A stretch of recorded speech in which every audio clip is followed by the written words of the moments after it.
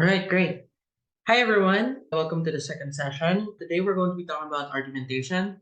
And this is what people think about most often when they think about debating, they think about argumentation. Today, what I'm going to do is I'm going to have a short lecture. But before that lecture, I want to create something called success criteria. And it's a tool that's used by a lot of teachers that helps students understand like what we're going for and what goes into being able to achieve a skill at a high level. So we're going to be co-creating success criteria today. So I hope everyone participates. And there are two reasons why I want everyone to participate in the success criteria building. One is so that I get a sense of like where you're at, what you're looking for in an argument, as well as like your prior knowledge or your prior experience with argumentation. And the second reason why I want everyone to participate in success criteria is because what might make an argument good for someone else might be different for you. So that's super important, and that's the reason why I want everyone to participate so that we get an idea of the different ways that an argument could be good or bad there. And then I'll have a lecture for 10, 15, 20 minutes. I promise it's not going to be that long. And then we're going to have, for the rest of the session, an activity where everyone will be split into groups and everyone will contribute something or another to the group in terms of argumentation. All right? Where are people leaving?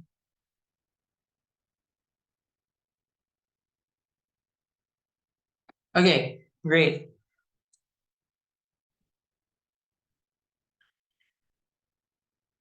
So let's move on to the next one. So first, let's take a look at what makes a good argument. So this is the success criteria part, like I mentioned. So success criteria are things that we need to do in order to successfully make a good argument. These are the standards. So for example, if we're writing a letter, we would say that a good letter needs to have the formal requirements of a letter. It needs to have the address, it needs to have the greetings and salutations, it needs to have a body, and it needs to have a signature at the end, it needs to have a date. Those are success criteria, right? On the other hand, what makes a good novel? What makes a good novel? It needs to be able to have good prose, it needs to have a good plot, it needs to have good structure, stuff like that. So these are success criteria. These are things that we need to do or the argument needs to have in order for it to be good. So today we're going to be co-constructing it. So what do I mean by co-constructing? It means that we are going to eventually look at transcripts of good arguments and we are going to look at them and tell each other, and don't be shy about this because there aren't any wrong answers, what makes that particular argument good.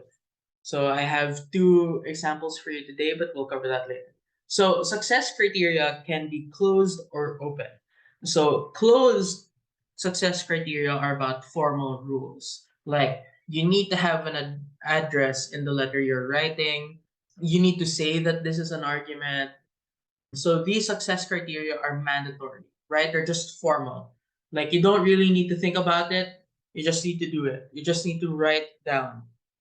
So here, I don't really mind if you don't mention the formal rules in co-creating the success criteria, because really what we're taking a look at is when is an argument persuasive? Like what should an argument contain in order for it to be persuasive?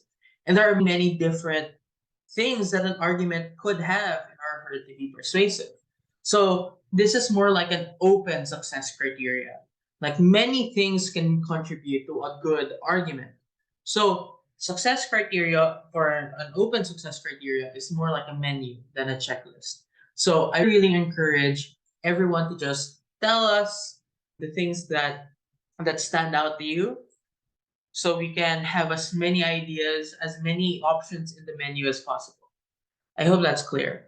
So here's the first one, which is about Ubuntu. This is from the most latest worlds.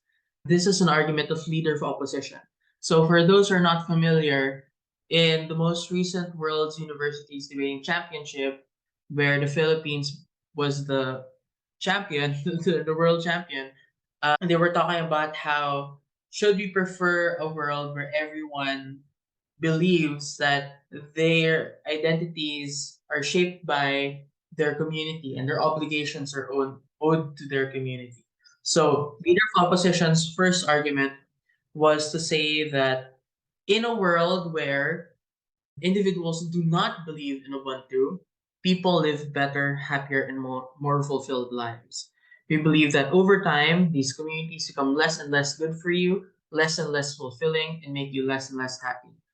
First, communities tend to be imposed upon you arbitrarily upon birth. If you're an LGBTQ plus person born in a homophobic community and you try to opt out, you won't be able to stop the heteronormativity being forced down your throat. You won't be able to stop your friends at the dinner table saying terrible things to you over and over again. But beyond that, these communities are structurally likely to dismiss you because these systems were built for the past. You are simply not a person that a community is for. Can people tell me through the chat what makes this argument good? Let's co-create our success criteria. So there are no wrong answers here. Just let me know whatever it is you're thinking. Oh, crap.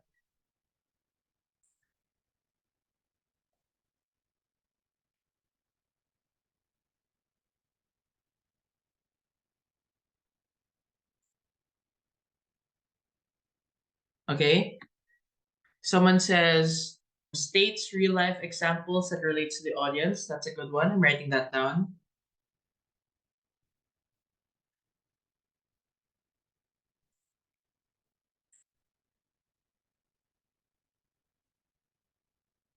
Someone said the impact of the argument.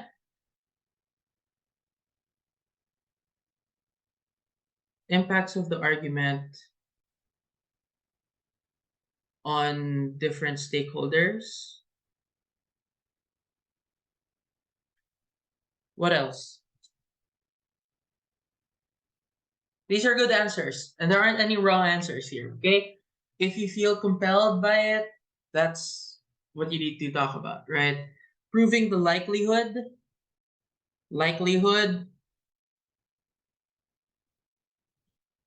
there are mechanisms, analysis on how their assertion and claim happens. I'm gonna write that down, that's mechanization. It makes people realize the good and bad influences, the perks and benefits of being an LGBTQ person. I'm going to write down here that it sparks realization.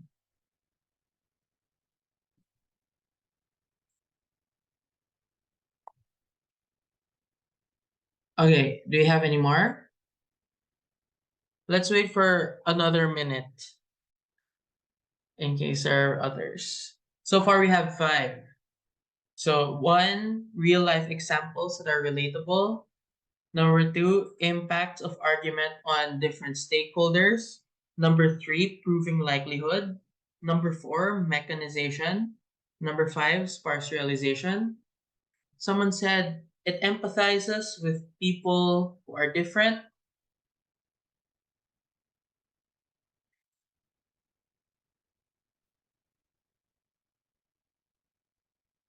Someone else said it appeals to emotions, pathos. Yeah, I'm gonna write pathos appeals to emotion.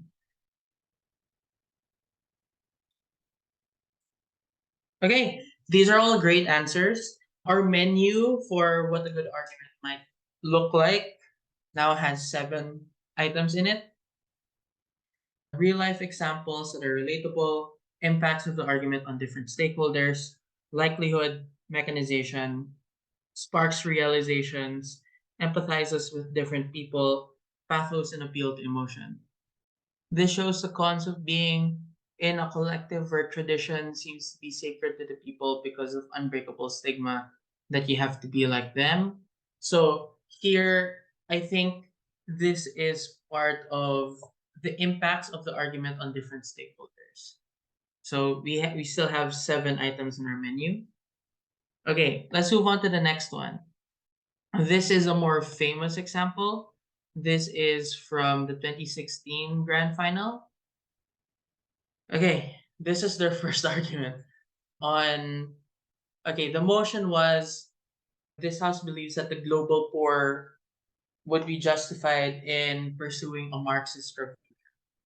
So, Prime Minister argued that private property constitutes a fundamental assault in human dignity in three key respects. This is a transcript.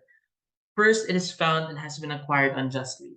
In the vast majority of instances, the reason why wealthy countries are wealthy is through processes like colonialism, like slavery, like patriarchy. It represents plunder when you refuse to give any representation or resources to whom you or from whom you took money. But even if it wasn't in those direct instances of theft, in many instances it was negligence. That is to say, the creation of vastly constrictive intellectual property rates. That means that individuals don't, in the poor, have proper access to things like medication. It is refusal to tax properly. We think negligence is just as morally culpable. A Marxist revolution enables the poor to get redress in opposition to centuries of disenfranchisement. Theft and negligence represent the stripping of the individual's right to assert themselves. Giving more money is unlike categorically what these people require in principle, which is a redress from the fact that they've been taken out of the system of moral equality by theft and negligence. The last thing to say is let's take them at their best and accept that everyone has equal access to resources. Why is property still oppressive and why does it represent an assault on human dignity? First, competition and the premises for which it is based are artificial. That is to say, it trades on morally insignificant or arbitrary factors. The fact of scarcity, which allows many corporations to succeed. The fact that I was born with certain talents or certain skills that other individuals were not. We think that those are morally arbitrary from the consideration of desert, which means desert means do you deserve it? Okay, that's off tangent. Second thing is a question of actors. Capital continues to decide what begets capital. So if you get to decide as the head of a corporation who you hire and what kind of skills you need, principally private property assaults dignity. Okay, so this is our second argument. It's more complicated than the first one. Can you let me know what stands out to you? What could be making this argument good?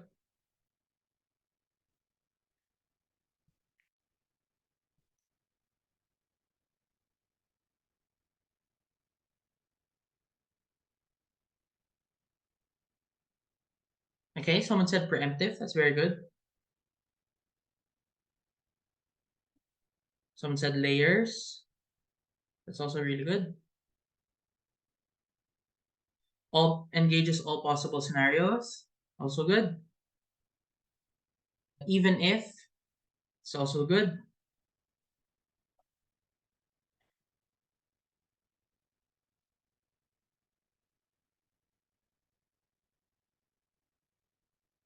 A principled argumentation on human dignity. Proper framing. Oh, you guys have a lot to say about this.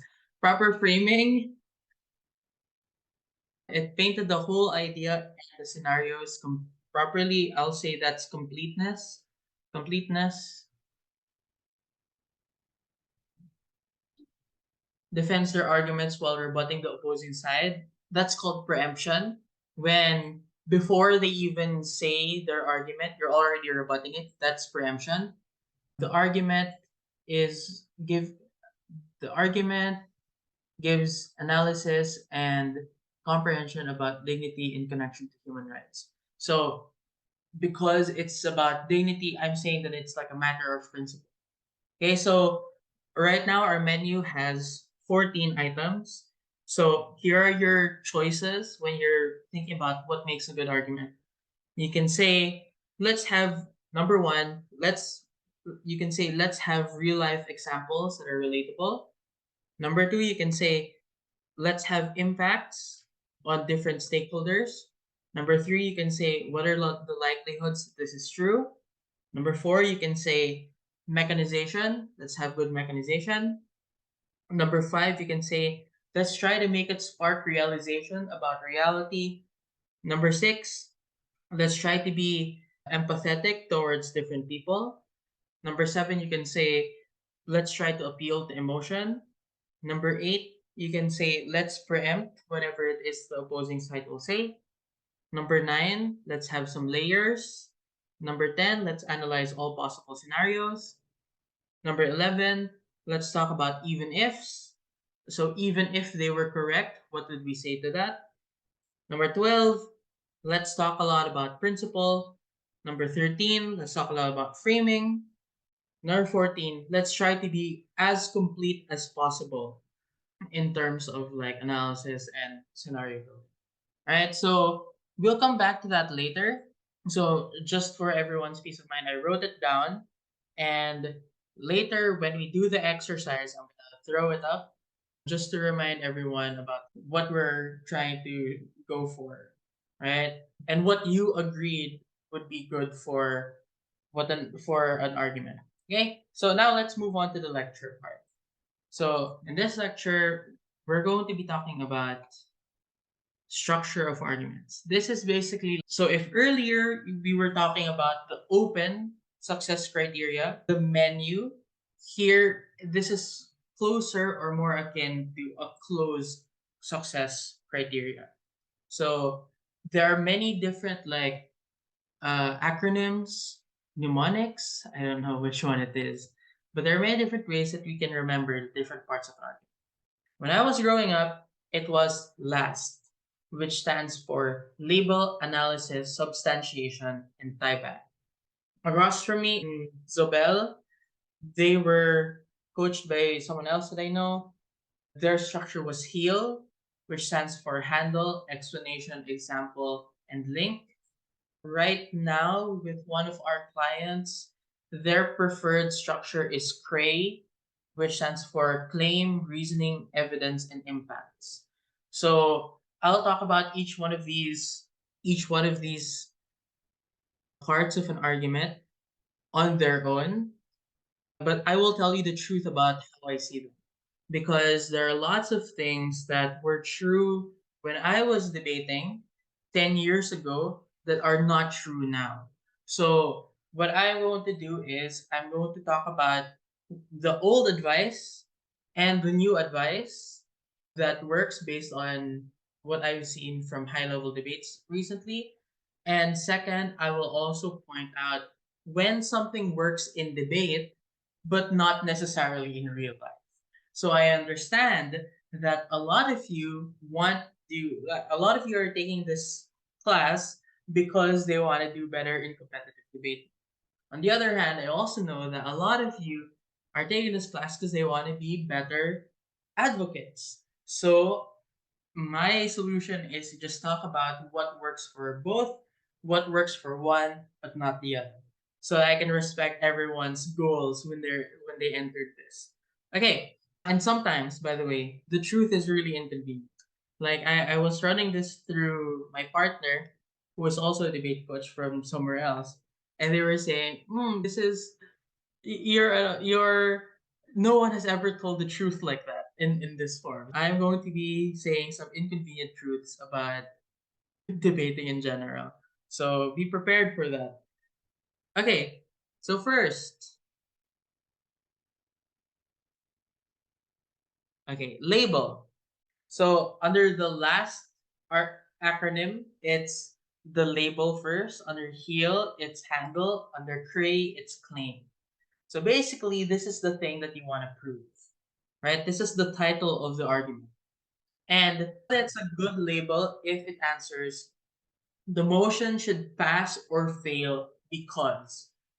So if the motion is this house would ban guns, and my argument is I want to talk about how it's a danger to society, I would say, okay, does it fit? The motion should pass because guns are a danger to society. So my label will be guns are dangerous to society. Okay, that's super basic. So it must it must complete that sentence. And if it completes that sentence, that's a good enough label. But another thing that you must be guided by is that it should be preferably concise and catchy.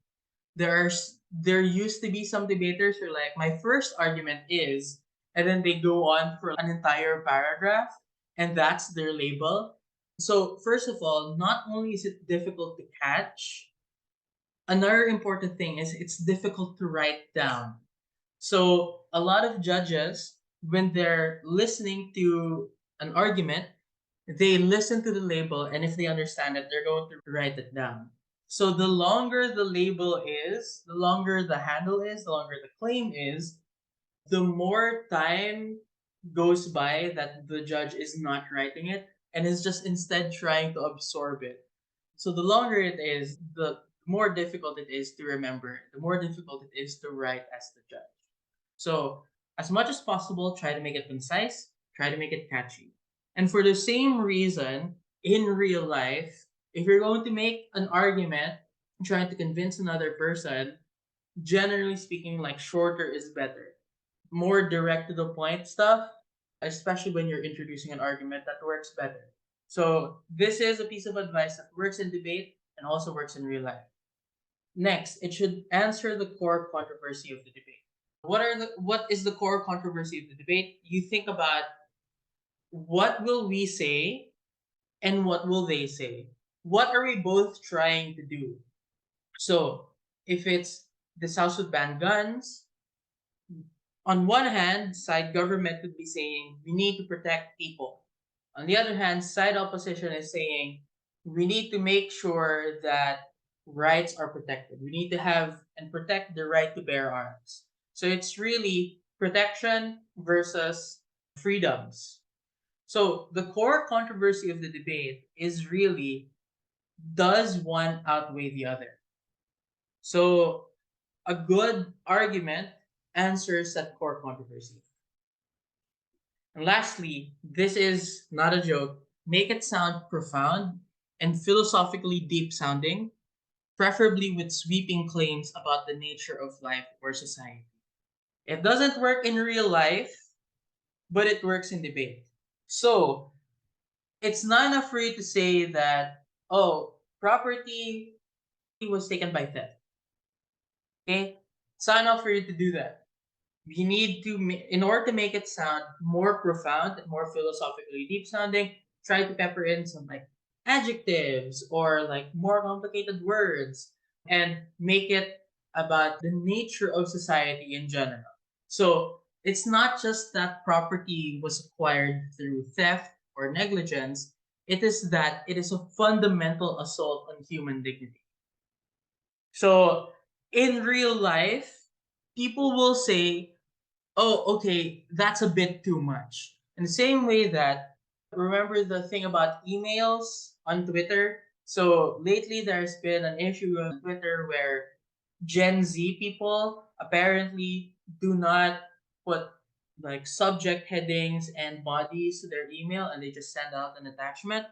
And so a lot of millennials were complaining that, so the Gen Z people don't care about niceties and formalities. They don't really respect whatever. So one millennial had an incredible, one Gen Z person had an incredible take, which is forced formality is used as a tool to empower totalitarianism and authoritarianism.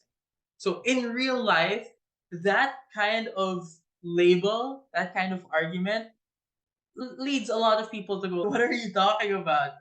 But in debate land, it could work.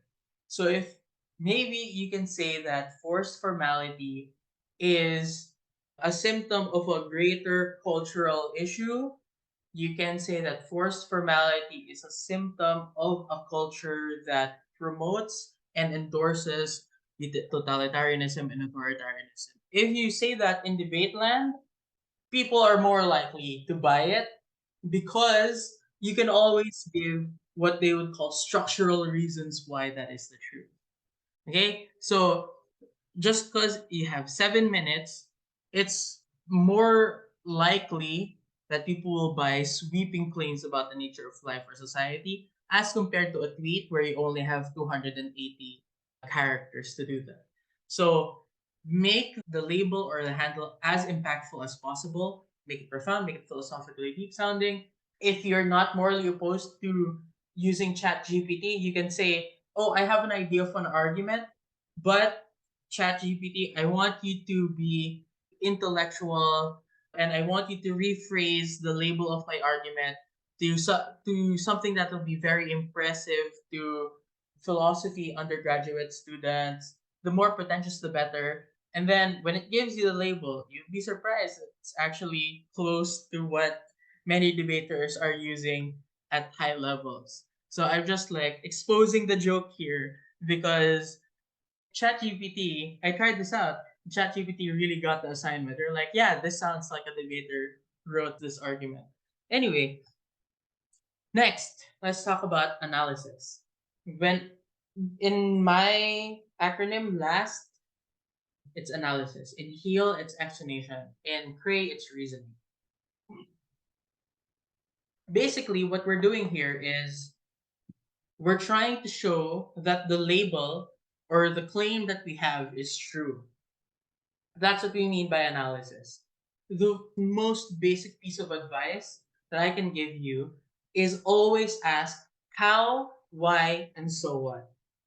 So whenever you have a claim, let's say guns are dangerous to society or property is an assault on human dignity, the next question that you want to ask is how is it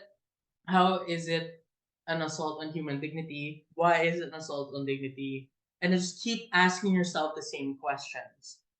And that's the most basic thing, but it's also very basic because it only gives you one level, right? Asking yourself how, why, and so what, and you only give one answer each time you ask the question, you're just going to have one layer of analysis, like one chain of causation from analysis, from premise to conclusion. But what we want to do now is layer. So whenever you ask, how does this do it? The more ideal way to answer is it does this in three ways, right? Why does this happen? It happens because of three reasons. So what if this argument is important? It's important because of three reasons. So on the basic level, you can be satisfied with just asking yourself how, why, and so what. But a more advanced level, try to introduce layers into it. So ask the same question, but have different answers to it.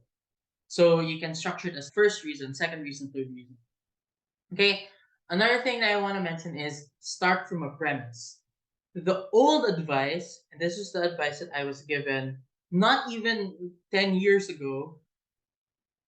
Oh no, I haven't been debating for 10 years. I've been debating for 13 years. Okay, so earlier with everything else, I was talking about my experiences from 13 years ago. Here, I'm talking about my experiences from when I was in college. So the advice I was given is start from a premise, and a premise should be generally accepted. And this works in normal conversation, right? You want to build up to your point by asking them questions that they will agree with the first instance and then slowly building up to your grand conclusion. But in debate right now, don't do that. Because if it is generally accepted, then you run the risk of it being wasted time. Right? So, my new advice is the first premise tells you a problem that needs solving. So, in the Ubuntu round, leader of opposition's first premise was to say that you don't choose your community. You were assigned that community through the lottery of birth. And in the Marxist Revolution round, the first premise was that property was taken unjustly. And these have to be proven. The premise needs to be justified by asking yourself how, why, and so what. So for more philosophical arguments about like the lottery of birth, you don't really need to have that many layers because even philosophers don't have that many layers, especially if it's like a very specific thing like the birth lottery. But if your premise is that it's principally unjust, you can have many, right? But if it's like a very specific philosophical justification, you probably only need one level. But if it's something more pragmatic, like scenarios, it was taken unjustly, the premise needs to be justified by looking at different scenarios. Okay? So if your first premise is built on a principle, when you're justifying it, you generally just need one level of justification. But if you're arguing from induction, which is what the second argument is doing, right? Sorry. So to clarify, what I'm saying is there's a difference between deductive reasoning and inductive reasoning. Deductive reasoning is let's take a look at logic and let's take a look at logic and then derive this conclusion from that. Induction is saying we've seen X, Y, and Z happen, therefore this is what we can use to generalize reality. So if it's the first one, deductive reasoning, you just need to justify your argument in one way. This is what I said about philosophical arguments. But if it's an inductive argument, say if you say that property was taken unjustly, you need to explain like the different scenarios that property was taken unjustly. Okay? And then continue adding premises that eventually support your conclusion or claim. The old advice that was given to me is take it a step at a time.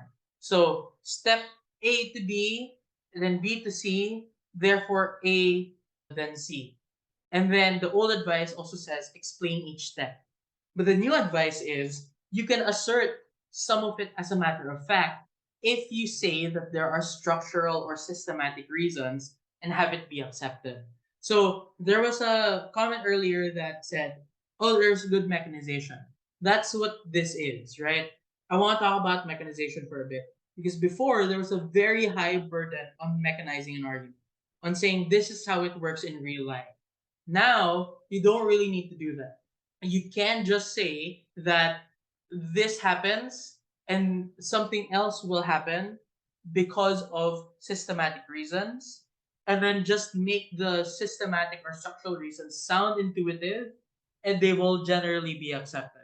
You don't need to argue why those structural or systematic reasons are true. Okay? That's controversial because we are a debate community and we're really like we're very proud that we're so knowledgeable. We're very proud that we're so logical. But we take shortcuts. This is one of the places where we take shortcuts. So if you have a structural reason, you can just assert it if it sounds intuitive enough. So a structural reason, for those who are unaware, is one that looks at the institution or structure that can be changed. So before, generally, so this is 13 years ago, generally we can look at individuals as unique decision makers. But now, generally we think that people don't make their own choices. People's decisions are determined by their governments, their communities, the economy, corporations, countries, etc. So, my tip for you here, in order to expand your knowledge based on structural reasons, read into sociology and economics. And not economics as in just money, but in terms of how do people react when they have incentives, and especially competition as well. Specifically, when you're reading sociology and economics, look for things that answer number one, how do certain institutions constrain or change actions of individuals? And number two, what would cause these institutions to change? So, in the Ubuntu motion, leader of opposition said social pressures exist. And then they explained what these pressures look like. So basically, sorry, to give you more context here, Prime Minister was saying that if they don't like the community, they can always leave. So what leader of opposition was doing was to say that you will not leave because there are social pressures that keep you, for example, in the closet. And these pressures look like heteronormativity being shoved down your throat, or your friends at the dinner table being very mean to you, and that means people will not dissent. So the social pressures analysis, that is a structural reason. Or in the 2016 World's final, they said Colonizers stole our resources. Negligence happens that prevents redistribution. Those are structural and systemic reasons that was used to justify that property is acquired unjustly. Even though, right, in both of those cases, there seemed to be something missing, right? Like, not, it doesn't mean that people will not dissent all the time. Surely some people can overcome social pressures. Surely not all property was acquired unjustly, because what if you are poor and you got property? Doesn't that mean that your property is acquired justly? So those things we do not really think about, as the judge doesn't really think about it, but you, the debater, have to think about it, because if you're going to respond to something like this, there's something that you can point out. That being said, when you point out structural and systematic reasons, it does make the argument seem more likely to be true. And that's the whole point of it. So even if the other side says there are exceptions, they will say, okay, exceptions, but this is the rule though. This is the rule because of systematic and structural reasons. Okay, here's some other notes on analysis. Again, it's a menu, not a checklist. You mentioned some of these. Preempt what you can. So if you can predict what your opponent will say, integrate a rebuttal into your argument. Try having three reasons for a thing that you want to emphasize, or if not three, five. It's better to have it odd, and that's like a subconscious thing. It's better to have an odd number. You can also flip it around. If you can predict what your opponent will argue for, you can steal it and argue that you actually have that benefit but better. And lastly, do a very strong even. Okay, so here's an example that I made. So I just got a random motion and then I said, okay, let me test out my theories about what makes compelling argument. So the claim that I have, the motion is this house believes that pushing children into heavy contact sports is child abuse. The claim, I tried to make it as pretentious as possible. It is an egregious violation of their autonomy and robs them of their future choices. The first thing that we'll say is that it is unjust for parents to push children into sports they do not like because the children did not choose their parents. They are victims of the lottery of birth. And the bare minimum that the parent should do for their child, in general, is not to coerce them into doing anything, but instead widen the choices that the child can make. But secondly, if opposition says that the child will eventually be able to leave the sport, we contend that they do not actually have the ability to opt out. Here are structural reasons that exist in the family for why this is true. First, children are often raised to accept the decisions of their parents uncritically. They are raised on the idea that their parents know what's best for them. They're unlikely to say no, even if they don't like it. Second, if they do well, they will feel an added pressure to stay as their parents become more and more proud of them for their success in contact sports. This is harmful not only because they cannot leave, but also because of the mental toll it takes on the child as they grow up. Third, in the worst case, they will be severely injured in the contact sport, and as a result, will severely restrict their future options and their future autonomy as well. Fourth, if you take it at their best case, let's say they can leave, it still robs them of their autonomy because the fact that they were pushed to contact sports in the first place sets a precedent that parents can continue doing this kind of behavior for the future. Lastly, fifth, if opposition argues that it's a good thing that the parents take an active role in helping their child discover their interests, this is more likely to happen on our side as parents are instead going to give the child a variety of activities from which to choose. Okay? So I tried following my own advice and I feel like it worked. Like I would give the I don't know. It might just be me like tooting my own horn. But I think that is a fine argument. It's a fine argument. I'm not sure if it is logically sound if you take it apart, but I'm pretty sure that if you make an argument like this in front of a judge will probably say, yeah, okay, sure. That's fine.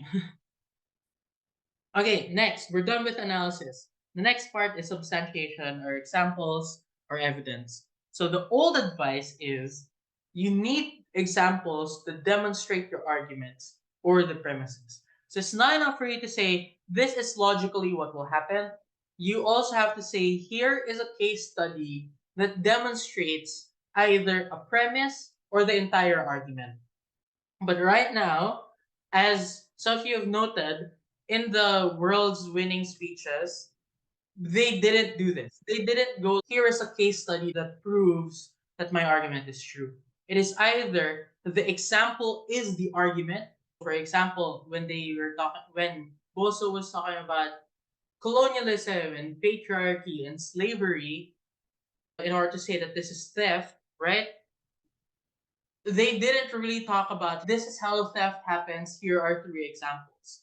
They just said theft happens like slavery, patriarchy, colonialism, right? So they just name drop it throughout the argument. People will accept it through the vibes. And it seems that a lot of you also accepted it through the vibes.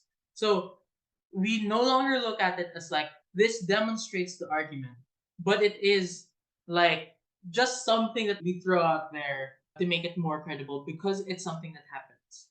Okay? Either it makes the argument seem more built because you have more empirical evidence for why this is true, or this could be like the basis of the argument itself.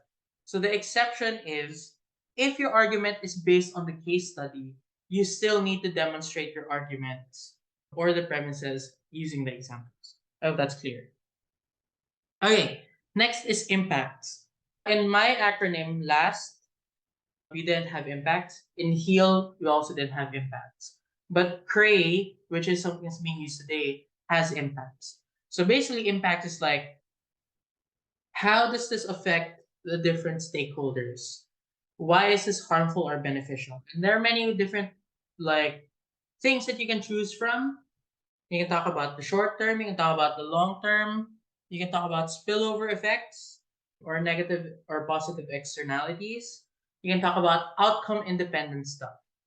An outcome independent argument is one that says, okay, even in our worst case where this doesn't work, whatever, it's still a good thing that we did this. That's a good impact. That's you can say it's outcome independent, you can say that it's principle. And lastly, you can say how does this affect different actors? How does this affect people in different scenarios? That's the basic thing about impact. So you can say, what are the impacts to this argument?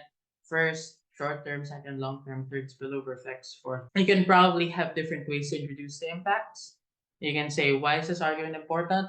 Or what does this argument mean for the actors that we're helping? Or you can also say, why is this argument important to the actors in this debate? Lastly, tie back or link. This is where we tie it back to the core controversy of the debate. So the core controversy, again, I explained it earlier. That's the main battleground for the debate. So if you are saying that we need to prove ABC to win, this argument helps us prove ABC because one, two, three, whatever is basically your conclusion, right? Your conclusion is that it helps you win the debate. So that's basically it. I don't have more advice on what it is, except to say that you need to tie it back or you need to link it back to the burdens that you have. So the burden is like what you need to prove in order to win. And you can think of it as what would convince the average reasonable person to vote for this motion or to vote against the motion. What are the things that you need to prove to that person for them to vote one way or the other? Gotta check. Mas strategic po ba ito, like tie back to my conclusion or iba pa po? This tie back is your conclusion. Yeah. So when you're concluding something, you need to remember the reason why you're making this conclusion. The reason why you're making this conclusion is because you want to show that this argument matters. It matters within debate land because it helps you win the debate. So usually kasi, you can just say the conclusion is the argument is true, right? But in debate world, think about what the argument is trying to do within the broader context of the debate. And that's where you should tie it back to early. Okay? So that's it for the short lecture. Bye, joke. So I'm taking questions now. Taking questions. Send it through chat or unmute yourself.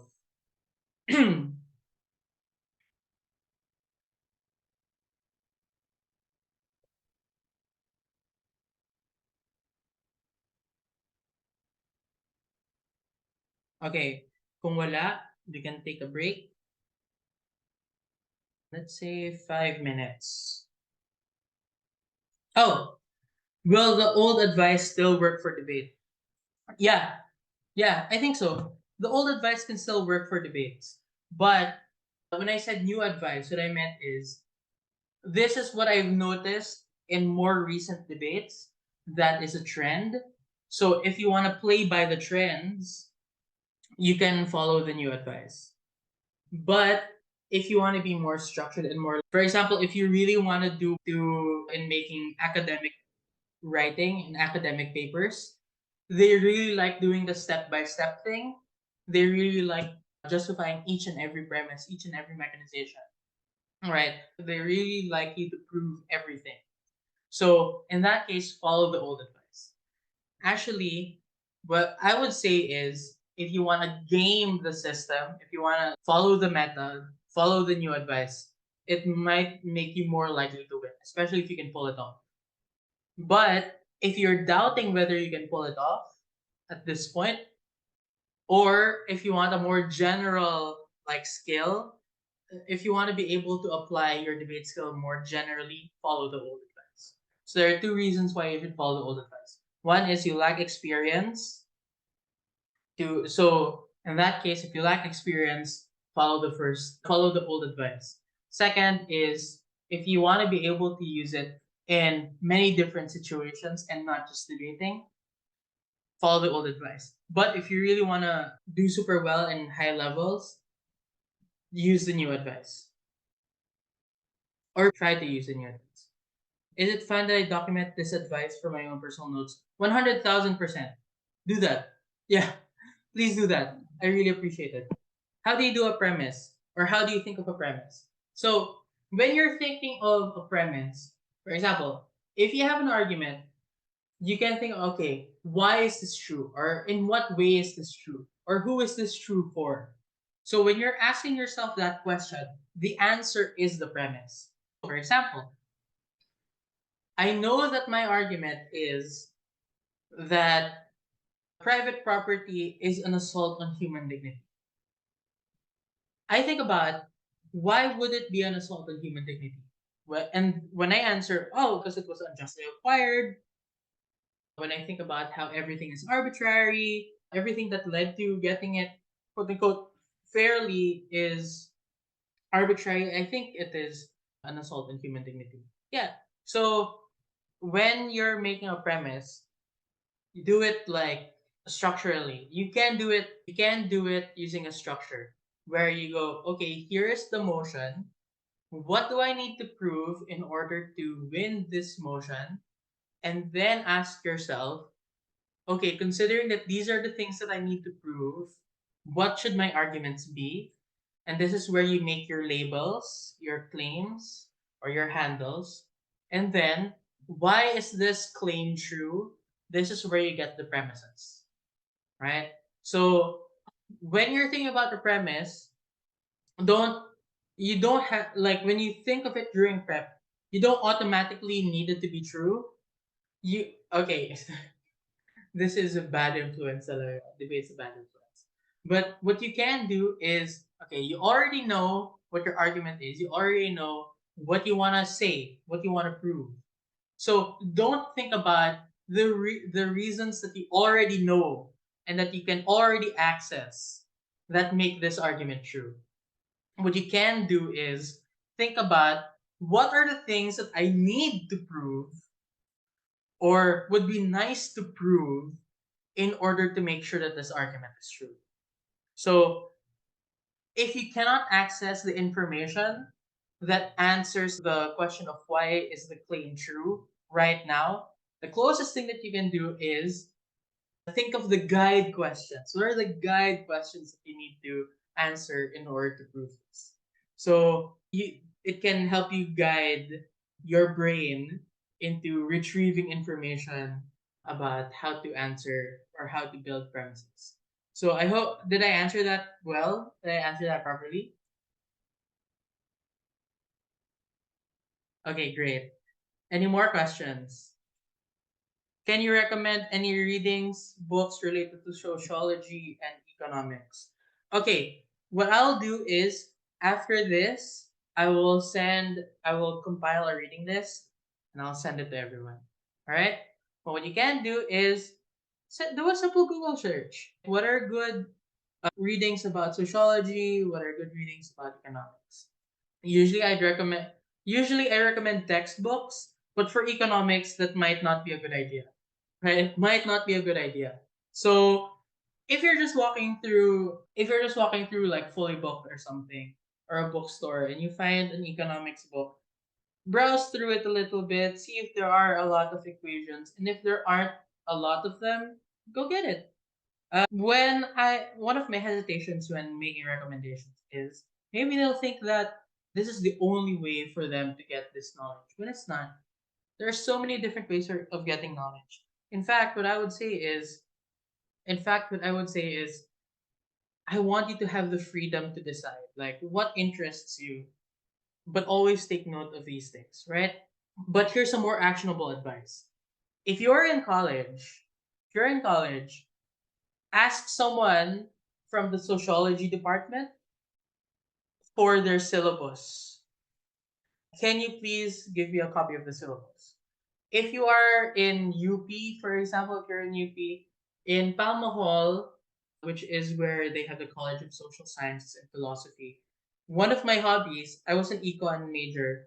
One of my hobbies was to go to one of the photocopiers and say, meron po ba kayo ng syllabus? Do you have the syllabus for different social subjects? And they're like, yeah. And I was like, give me all of them. Give me all the readings for all of them. I'm like, why? Are you taking all these classes? And I'm just like, no. So those are different things that you can do. But I will promise that later I'll give a recommendation list. Okay, next question. Are the premises what they call levels of analysis? If you have three premises for an argument, then does that mean that you have three levels of analysis? Yeah. A level of analysis is just a term that we use. It's just a phrase that we use to say that we have more than one thing to say. Truly, you can have many levels of analysis. So, actually, the classical answer is no, it is a level of analysis. Because in formal logic, you have premise one, premise two, premise three, and then a conclusion that you use. So, if all of the premises are true, the conclusion is also true. Those are already levels of analysis. But you can also use levels of analysis to say there are three reasons why this third premise is likely to be true.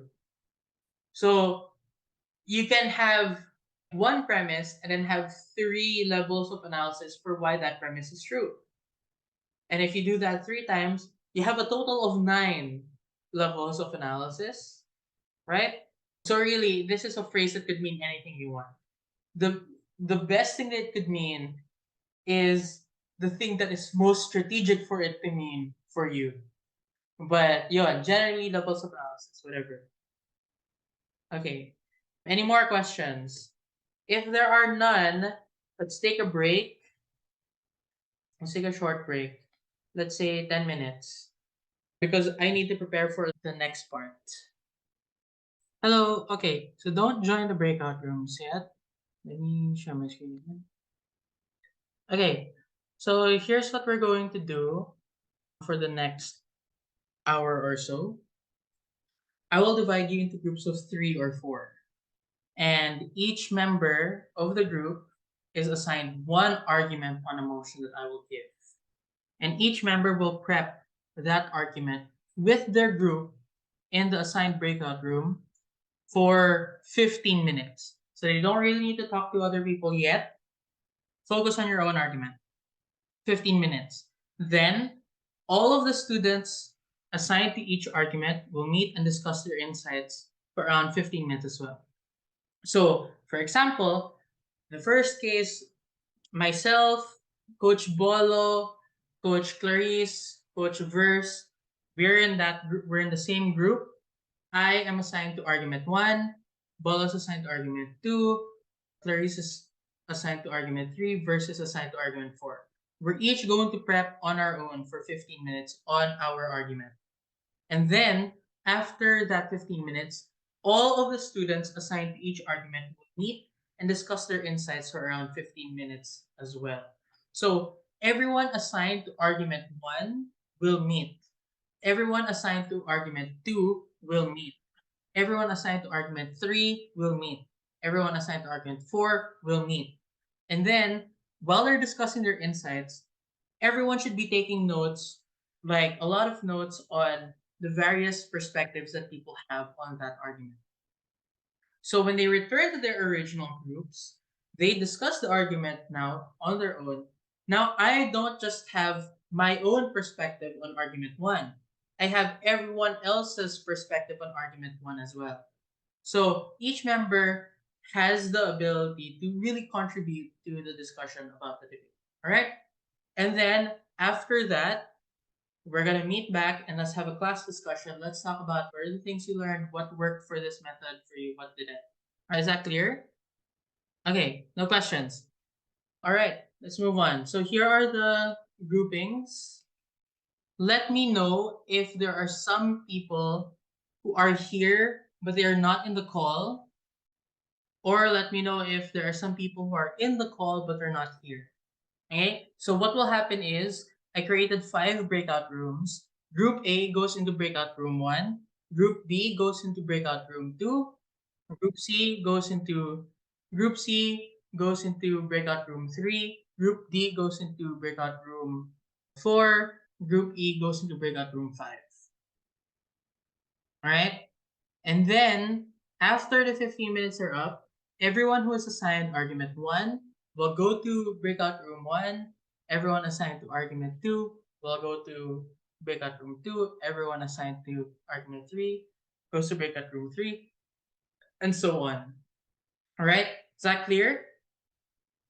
Does everyone get what we're going for? Okay, I will announce the motion and give the arguments. Here's the motion. This house would hold social media sites like Facebook and YouTube liable for crimes committed on and through their platforms. So here are the 4 arguments. If you are assigned argument 1, only build argument 1. All right? If you're assigned argument 2, only build argument 2 for the first 15 minutes. Okay, do people get the assignment? If you get the assignment, please proceed to your breakout room according to the groupings that we have. If you want me to return to the groupings, just let me know as well. Here we go. Okay, so just before I stopped recording, before I restarted recording, I asked everyone to build on some arguments. Under the motion, this house believes that this house would hold social media sites like Facebook and YouTube liable for their crimes committed on and through their platforms. So I'm recording this for the benefit of the people who are not here. So everyone was assigned groups and arguments. And in the first part, they were building their own argument on their own. The second part, they met with everyone else who was assigned that argument. And the third part, they went back to their original groups and they completed the puzzle by talking about their particular arguments and what they learned from everyone else who was assigned that argument. So here we're having a class discussion about just people's experiences with this activity, and later we're also going to be discussing the specific arguments and relating it to the success criteria that we made in the first part. Does it match and does it not?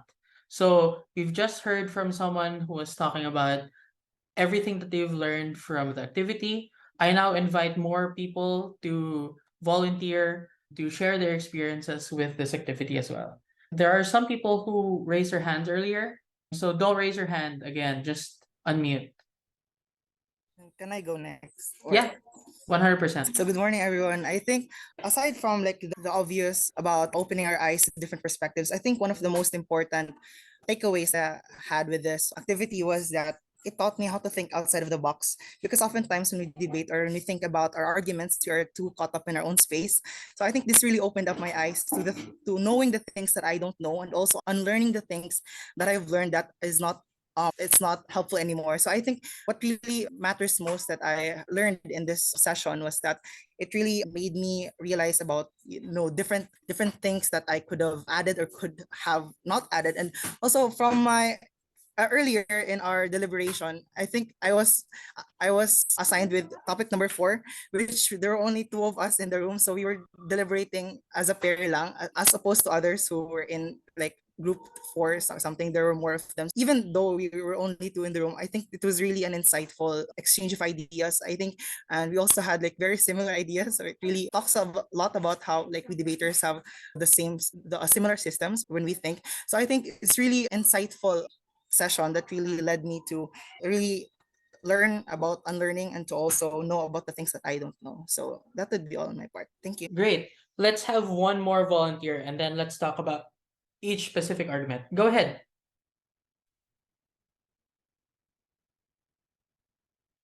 Just unmute. So I saw someone raise their hand. Yeah, go.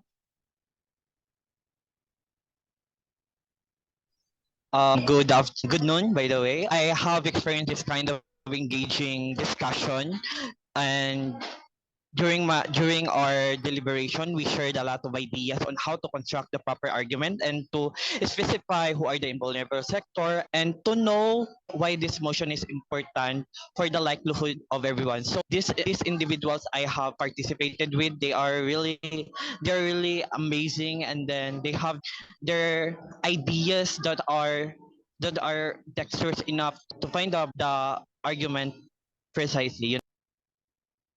All right, great. Thank you so much for the kind words. I'm so happy that many of you have had like a positive experience. It seems like what I intended to happen, which is like people not stuck in their own space, like learning new things from each other. I'm very happy that happened here with, I hope, most, if not all of you. So now let's talk about the specific arguments. And what we can do is let's take a look at whether these arguments, the way that you built them, were able to live up to the success criteria that we set. So on the left hand side, we have the closed success criteria. This is just the formal stuff. Does it have a label? Does it have analysis? Does it have substantiation? Does it have impacts? Does it have a tie back? So we check for that. Another thing that we should check for is the open success criteria, this menu. Was I able to have some of these? Could I have done more? So next I'm going to ask a volunteer for someone who did argument 1 to talk about how they built the argument, and maybe we can collaborate on identifying what parts of the success criteria they were able to achieve and which parts they were not, or how they could have improved a little bit. Any volunteers from the argument 1 group? Oh, I volunteer na po siguro. Ay, bakit sasabihin po yung argument po, ano? Yeah, so please tell us the argument, because not on my end, it's kind of hard to remember who got which argument, but also for everyone else, Oh, they okay might po. not be privy to that. Sige po. So basically, yung argument 1 po is yung the policy promotes welfare of users. So basically, I stated that premise is when social media sites has been used as an avenue for hate speech, especially and to minorities nga po. Yung, kumbaga sila po yung parang primary target ng hate speech na already nagsasuffer ng status quo. Which is important because they use social media as an escape pero unable to fully explore it yung social media sites because somehow naging battlefield siya where they are constantly berated and discriminated. This happens because yung nature of social media sites in status quo absent nung like directly holding these social media sites liable is firstly unregulated, but secondly, yung algorithm kasi ng social media sites na to ay ina-explode nila yung types of content, yung mga kumbaga yung mga content that has hate speech on it or like fake news on it. Since ito yung mga content, these contents, sila yung mga nakapag-elicit na reaction and engagement, which is kadalasang kung saan nakakakuha ng profit yung mga social media sites. Ngayon, what do these crimes look like?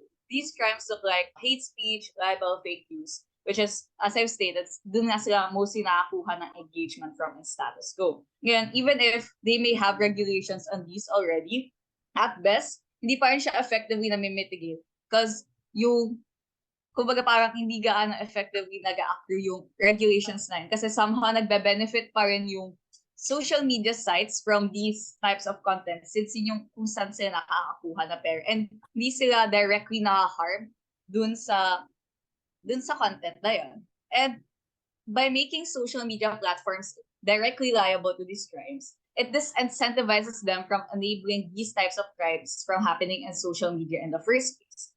And ayun nga, why is this so? Kasi nga, it acts as a control mechanism kung paano check and balance kapag directly reliable sila. Kasi mangyayari is matatarnish yung name and reputation nila. And dahil matatarnish yung name and reputation nila, yun na, less people will consume and opt into these social media platforms, which ultimately means na magkakaroon ng less profit for social media sites, which is this results to yung direct harm dun sa social media sites since yun yung primary interest nila. So, how? Because if states, kapag nagkaroon ng yung state, which is yung main, yung nag-enact ng liability sa social media sites, magkakaroon ng, kapag directly held liable, kung paano na-influence yung how these people and yung consumers of social media view itong social media in the first place, i.e., kumbaga, they become more questioning and much more able to scrutinize the social media sites, which increases the chance that they won't opt into these sites in the first place, which is ultimately means na magkakaroon ng less profit. And dahil doon, since may wrong incentive ang social media sites sa mag-cater to the consumers, mas likely sila maging careful with their algorithm and content that spread sa platforms nila. And since mas magiging careful sila, mas magiging strict sila dito sa mga crimes from happening. Kumaga parang, they will lessen these crimes from happening and they will become strict. Therefore, there will be less chance that these crimes will happen. Now, how does this then benefit the consumers? It benefits the consumer by promoting welfare of users, by protecting them from hate speech. Kasi nga, magkakaroon na sila ng incentive to regulate and be more strict on the rules of hate speech, which ultimately means that the users will feel much more safer since they will have better experience in the sites, which ultimately means na magkakaroon na less discrimination, especially those who are marginalized sa these social media sites. Tapos in the fake news angle naman, mas magiging strict din sila doon and magkakaroon sila ng more incentive para i-censor and i-control yung spread of fake news. And if that happens, kumbaga, if nagkaroon ng less spreading of fake news, magkakaroon ng quality of information that is present in these sites, which is important kasi yung kadalasan itong mga sites ito yung nagiging primary source ng information ng mga tao. And since magkakaroon na sila ng better improved quality information, mas magiging maganda na yung kanilang choices in discourse. Lalo na dun sa choice aspect. Kasi parang, choices in terms of like politics, kung sino ibaboto nila, gano'n. Tapos yung impact then is that in the short term, users will have more safe experience. In the long term, magkakaroon ng much more better discourse and quality of information will improve.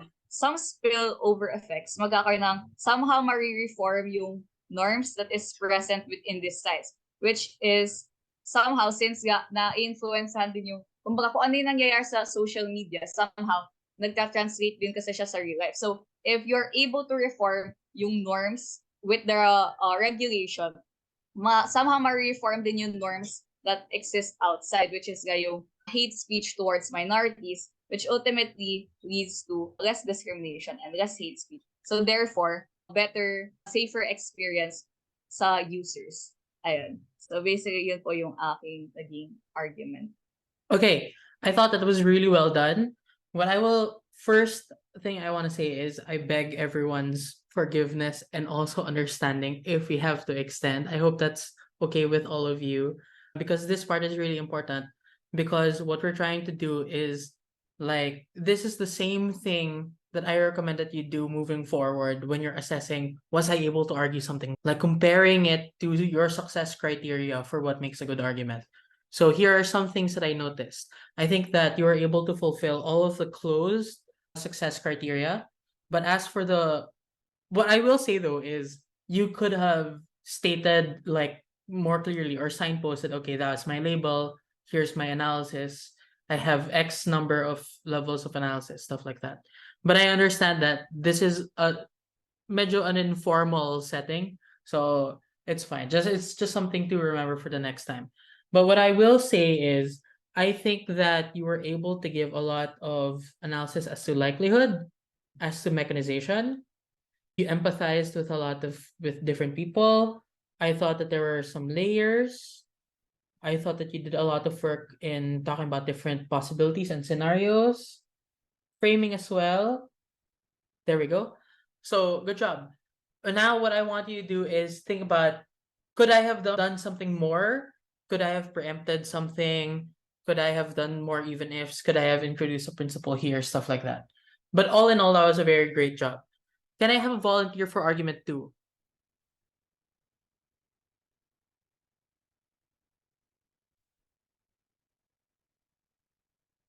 Yeah, go ahead. Hi, I disconnected earlier, but here's my argument for argument number two. So I just have the same label. Firstly, the policy promotes transparency.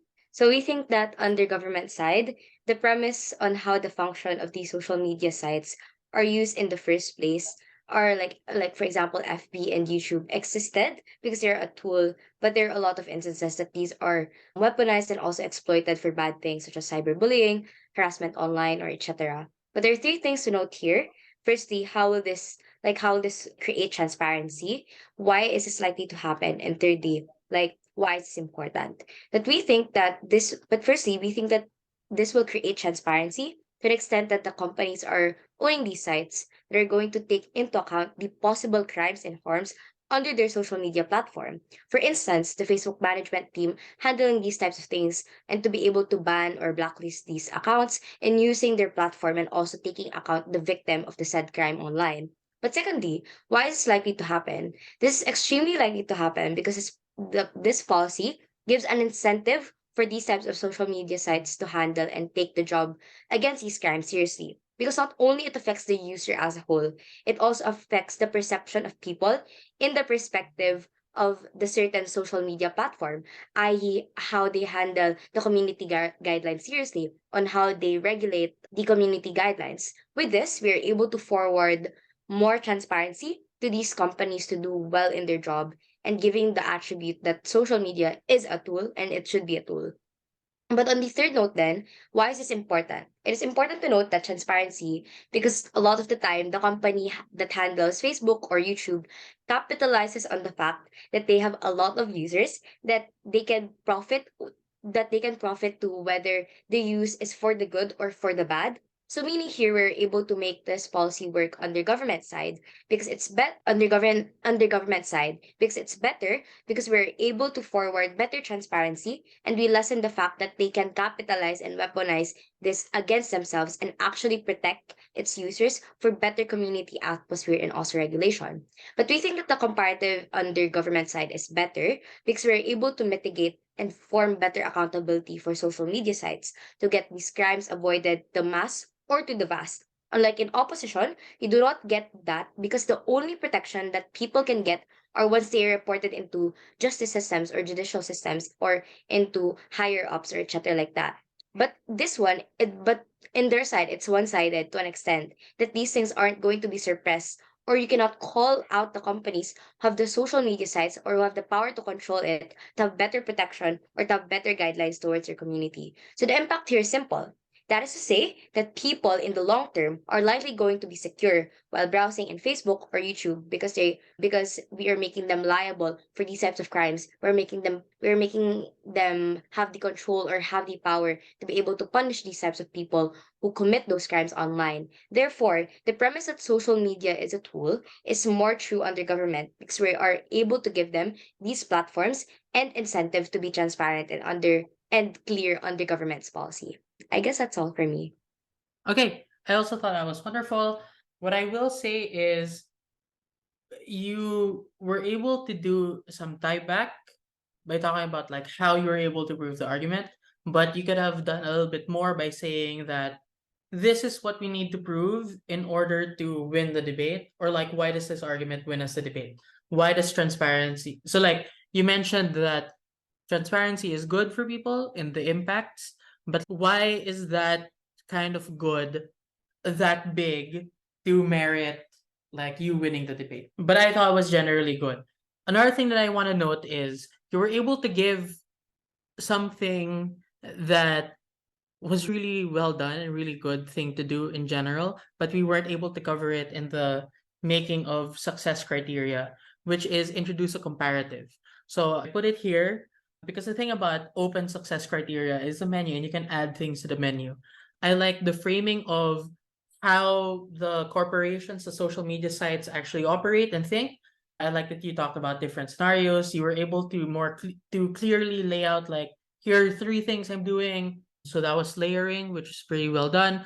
I put the heart on realizations because basically what you were doing is that you're trying to teach me that like these incentive structures exist and you mechanized how those things happen in real life, and you talked about likelihood as well. So all in all, very well done. So what I want you to do is think about how could you have leveraged the different closed criteria, specifically tying it back and linking. By the way, dito sa substantiation example evidence, I think that just by giving examples of what they do, you were able to fulfill it in the same way as Margaret was able to do that as well, because we have a more lax or lenient idea of what substantiation or examples mean. It's more like mechanization now. So as long as you fulfill mechanization, I think that substantiation is also there. So good job, really good job. So think about what examples could I have used, like case studies that might have been very powerful. So for the benefit of everyone, this motion was inspired by very recent attack on, I think it's Facebook ata or YouTube, because there was a person who was a victim of a terrorist attack and they're suing Facebook or some other social media site for it because that person, the terrorist, was only able to be recruited by ISIS because of the social media site. So that's the example upon which I base the debate. So anyway, I want to ask someone to volunteer for argument 3. Go ahead. So my argument dahil label is similar or it is the policy encourages overpolicing. So social media sites are undeniably very accessible to any individual who has access to gadgets and internet.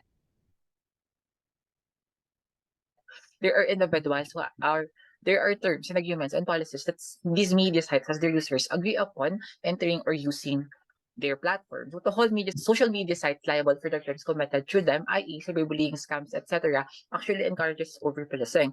Realize that it should no longer the burden or responsibility of the creators of the social media platforms to be accountable for what their users are doing.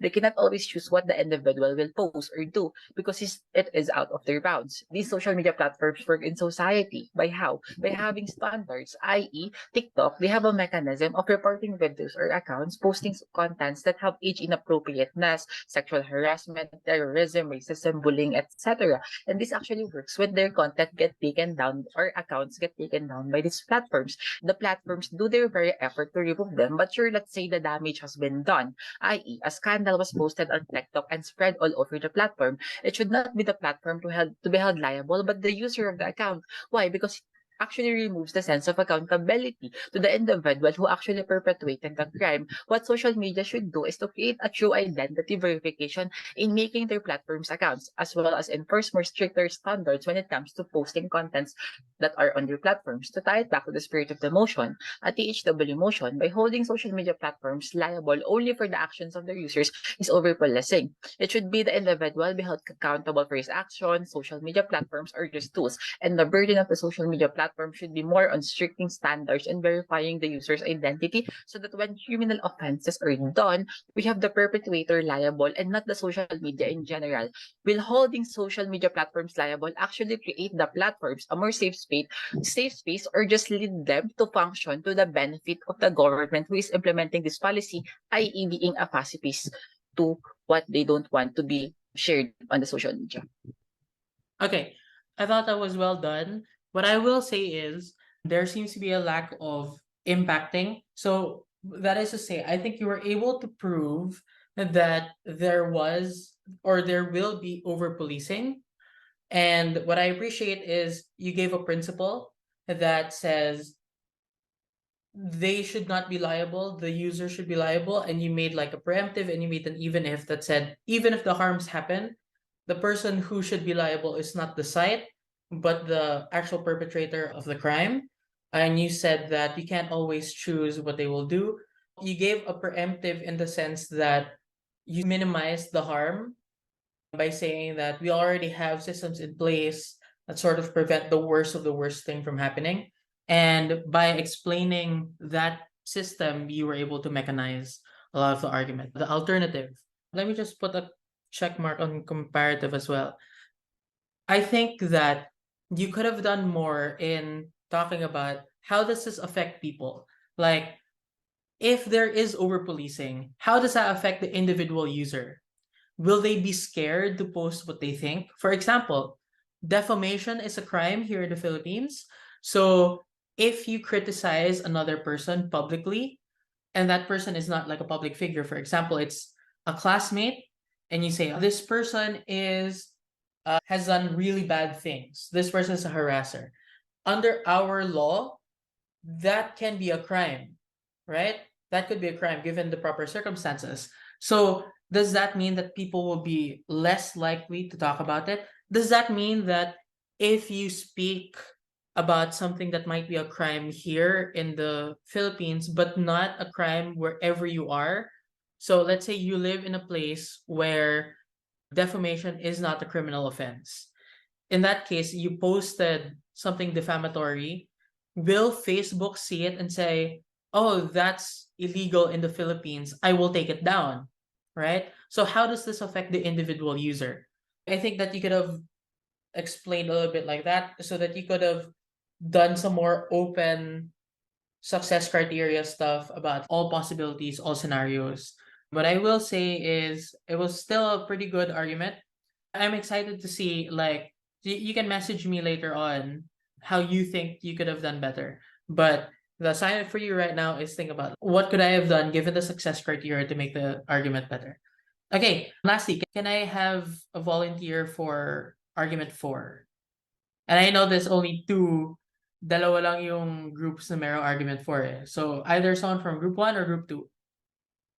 I Group A or think I group B can pala. go. I can go if John would Go. let me. Okay. So what we had in our group was that we need to defend that the policy is unjust in principle, which is in opposition.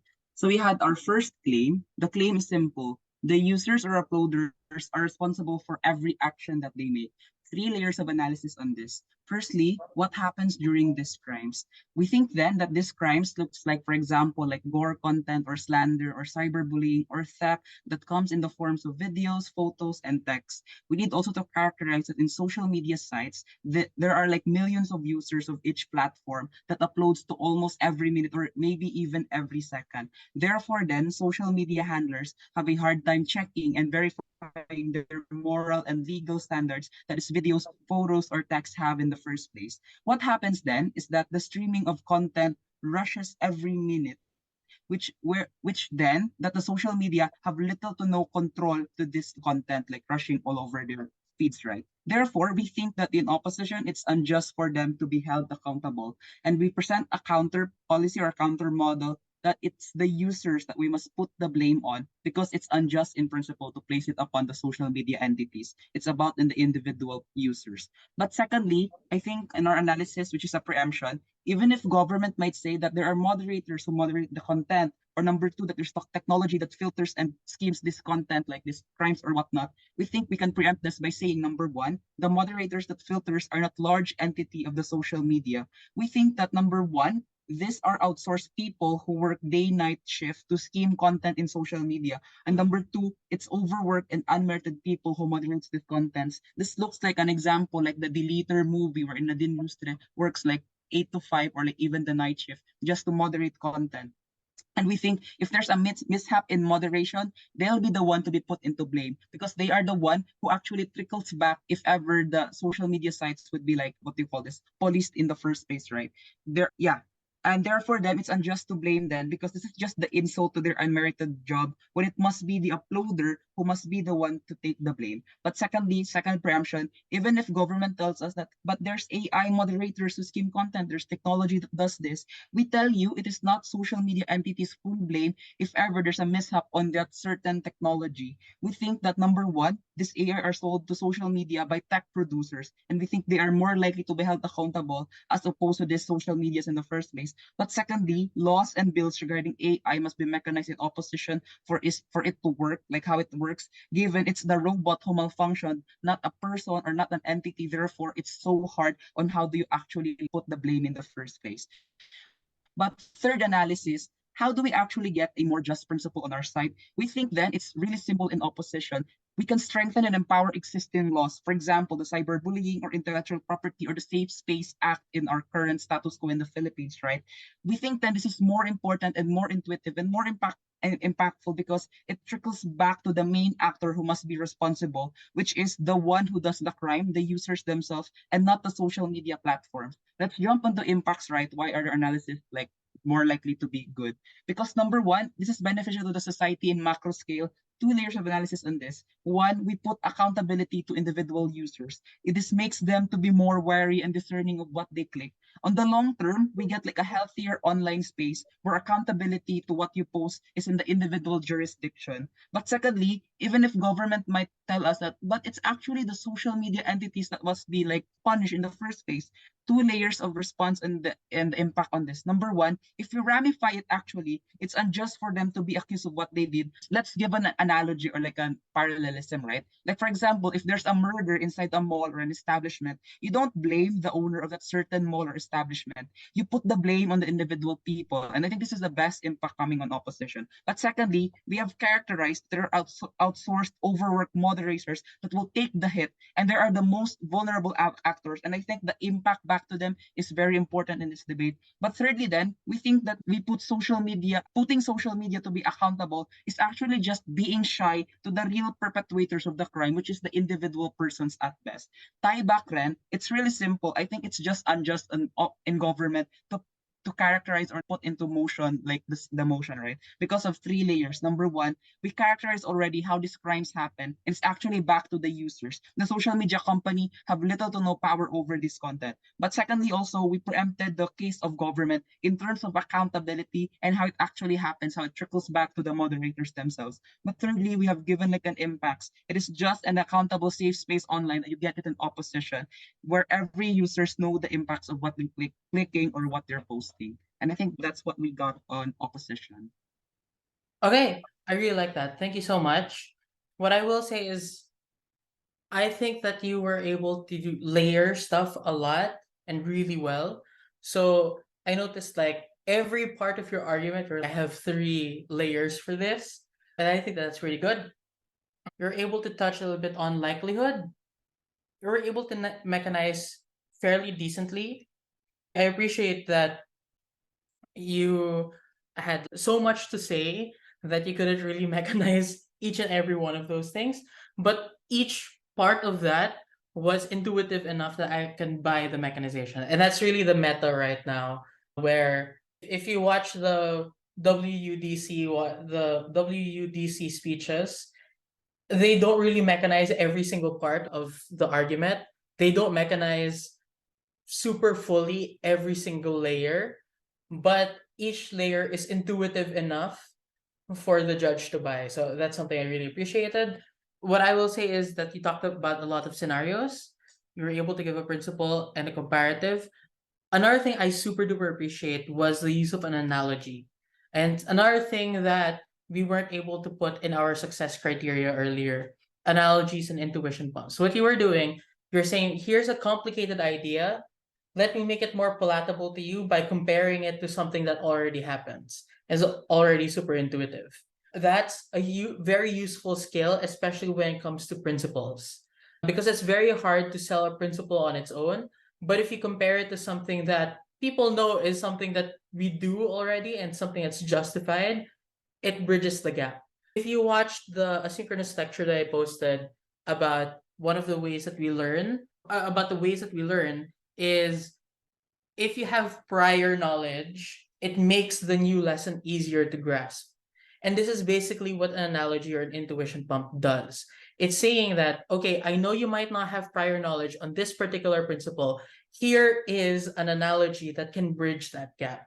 So that is the reason why I really wanted to add it in our list of our menu for success criteria. So I think with that, we can end this session. What I want you to do is take a screenshot of this screen, turn it into a list, and every time you make an argument, assess, like sort of assess, was I able to fulfill the success criteria? And can I do more with the open success criteria that I have? And this way, you develop your ability to assess your own arguments. So maybe one day you don't really need coaching anymore. Or it, and not or, and it also helps you figure out how to coach others in the same way. I feel like it's super useful. It's a handy little like guide. So in the next session, which will be on Tuesday, 7 to 9 p.m., same Zoom link as always. You will either do a practice debate or an exercise on argumentation. And the coaches have been like briefed on many different ways to practice argumentation without having a full-blown debate. So thank you so much everyone for attending. That's over. We're dismissed. So unless you have like further questions, I'm open to questions right about now. If none, feel free to leave. I'll see you on Tuesday.